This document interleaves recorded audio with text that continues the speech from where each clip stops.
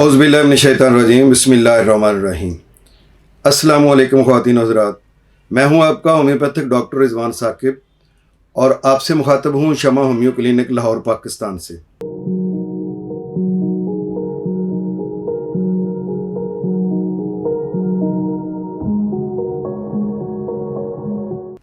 आइए आज एक बड़े हसास टॉपिक पे बात करते हैं जिसको हम कहते हैं मुंह से बदबू का आना। मुंह से जो स्मेल आती है, हर बंदे के मुंह से मुख्तलिफ़ किस्म की स्मेल आती है।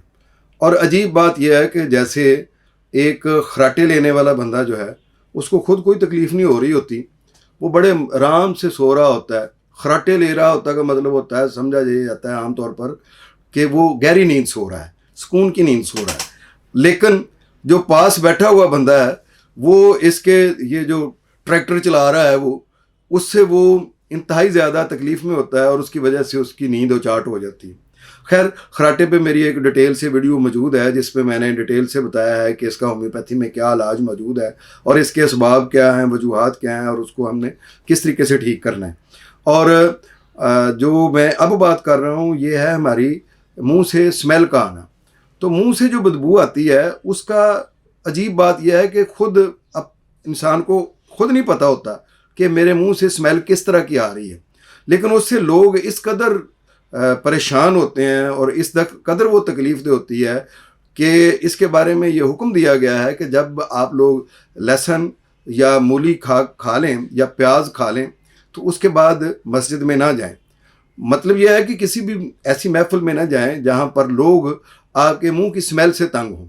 और मुंह की स्मेल जो है इसके बारे में मैं एक हकायत भी आपको यहाँ एक कहानी सुनाना चाहता हूँ कि कोई बंदा बिस्तर मर्ग पर था तो एक अजीज़ को ये ख्याल आया कि इसका आखिरी वक्त है तो क्यों ना इसको मैं कलमा तैयबा जो है वो पढ़ाऊँ ताकि इसको मरते वक्त कलमा नसीब हो जाए।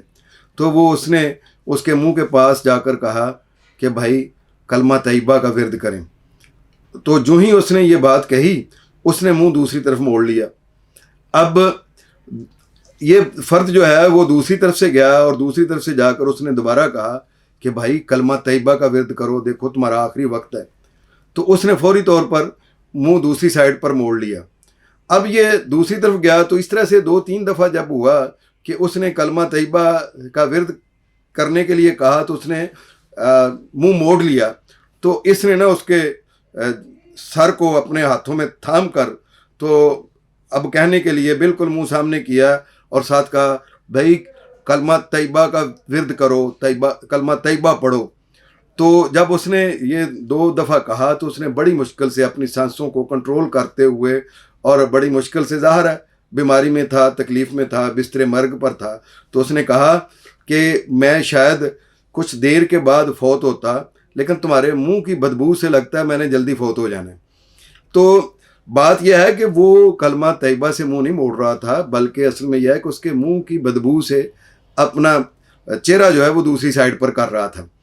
तो ये जो मैंने आपको हकायत सुनाई है ये बिल्कुल बैन ही ऐसा ही है कि आप किसी बच्चे का बोसा लेना चाहते हैं लेकिन जो ही उसके मुंह की स्मेल आपको आती है तो वो छोड़ देते हैं। और इसी तरीके से और भी बहुत सारे ऐसे लम्हात होते हैं जिस वक्त आपका मुंह दूसरे फर्द के मुंह के पास होता है तो आपके मुंह से जब बदबू आती है तो वो थोड़ा इल फील करता है, थोड़ा कंफर्ट फील नहीं करता है। तो इस कंडीशन में वो फर्द जो है वो आपसे इज़हार तो नहीं करता लेकिन वो थोड़ा सा अवॉइड करता है आपके पास बैठकर आपकी बात गौर से सुनने से।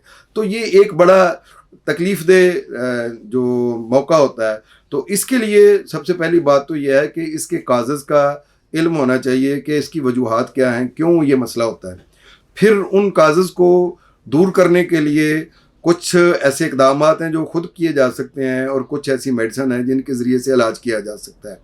सबसे पहली वजह तो ये है कि जब हम ब्रश नहीं करते हैं या दांतों की सफाई नहीं करते हैं, ख़ास तौर पर खाना खाने के बाद और रात सोते वक्त जब हम दांतों की सफाई नहीं करते हैं तो लाजमी तौर पर हमारे मुंह में बदबू पैदा होना शुरू हो जाती है। तो अक्सर मैं लोगों से ये कहता हूँ कि जो आप नाश्ते के बाद ब्रश करते हैं या ऑफिस जाने से पहले या स्कूल जाने से पहले करते हैं, वो लोगों के लिए करते हैं। और रात को जो आप ब्रश करके सोते हैं वो अपने दांतों की सेहत के लिए करते हैं। तो एक बड़ा मारूफ मुहावरा है कि दांत गए स्वाद गया, यानी खाने पीने का मज़ा जो है वो ख़त्म हो जाता है जब दांत चले जाते हैं। तो इसलिए दांतों की सेहत के लिए आपको इंतहाई अपना इक़दामात करने चाहिए, और दांतों की सफाई के लिए रात को कम से कम अच्छे तरीके से साफ़ करके सोना चाहिए।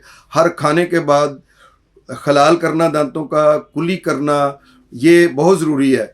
तो ये तो एक आम बात है कि जिसके ज़रिए से आप मुंह की स्मेल से बच सकते हैं। बाकी इसके और भी बहुत सारे असबाब हैं जिन को हम अगर सामने रखें और उनको दूर करने की कोशिश करें तो हम मुंह की बदबू से बच सकते हैं। और अगर फिर भी आपके मुंह से बदबू आ रही है तो आप होम्योपैथिक मेडिसिन का सहारा ले सकते हैं। होम्योपैथी में बहुत अच्छी मेडिसिन है जिनके ज़रिए से हम अपने मुंह की बदबू को ख़त्म कर सकते हैं। कितने रैक जो हैं वो भरे होते हैं मुख्तलिफ स्टोर्स के, मेडिकल स्टोर्स के, जिनमें एक अलग से एक काउंटर बना होता है जिसके ऊपर ये लिखा होता है कि ये जो च्युइंगम है ये बदबू को दूर करने के लिए इस्तेमाल करें आप, ये चॉकलेट है इससे मुंह की बदबू दूर होती है, ये जो टूथपेस्ट है इसको यूज़ करने से मुंह की बदबू दूर होती है, ये माउथ वॉश है इससे मुंह की बदबू दूर होती है। और इस तरह की और बहुत सारी चीज़ें हैं जो वहाँ पर पड़ी होती हैं काउंटर पर, और वो उनके ऊपर ये लिखा होता है कि ये अपनी खुशबुओं को महकाएं, अपने मुंह की बदबू को दूर करें, और ये सारी बातें उन पर लिखी होती हैं। लेकिन याद रखें कि ये सारे जो हर्बे हैं ये आर्जी हैं। जब तक इसका आप प्रॉपर इलाज नहीं करते हैं और काज को ख़त्म नहीं करते हैं जिसकी वजह से मुंह में से बदबू आ रही है, उस वक्त तक आपके मुंह की बदबू मुकम्मल तौर पर ख़त्म नहीं होगी। वक्ती तौर पर आपने कोई माउथ वॉश इस्तेमाल कर लिया, कोई टूथपेस्ट इस्तेमाल कर ली, या कोई किसी भी किस्म की कोई भी ऐसी चीज़ इस्तेमाल की जिससे वक्ती तौर पर वो इलाज हो गया, तो इसका मतलब ये नहीं है कि आपने इस मर्ज़ से मुस्तकिल छुटकारा हासिल कर लिया। मुस्तकिल छुटकारा आप कैसे हासिल कर सकते हैं? वो कौन से असबाब हैं जो मुंह में बदबू को पैदा करते हैं? उन असबाब को हम सद्देबाब कैसे कर सकते हैं? और अगर वो आप ख़ुद उनको ख़त्म नहीं कर सकते हैं तो होम्योपैथी की कौन सी अद्वियात हैं जो आपकी सांसों को महका सकती हैं, वो मैं इंशाल्लाह आपको अगली वीडियो में बताता हूँ। जज़ाकल्लाह, अस्सलामु अलैकुम।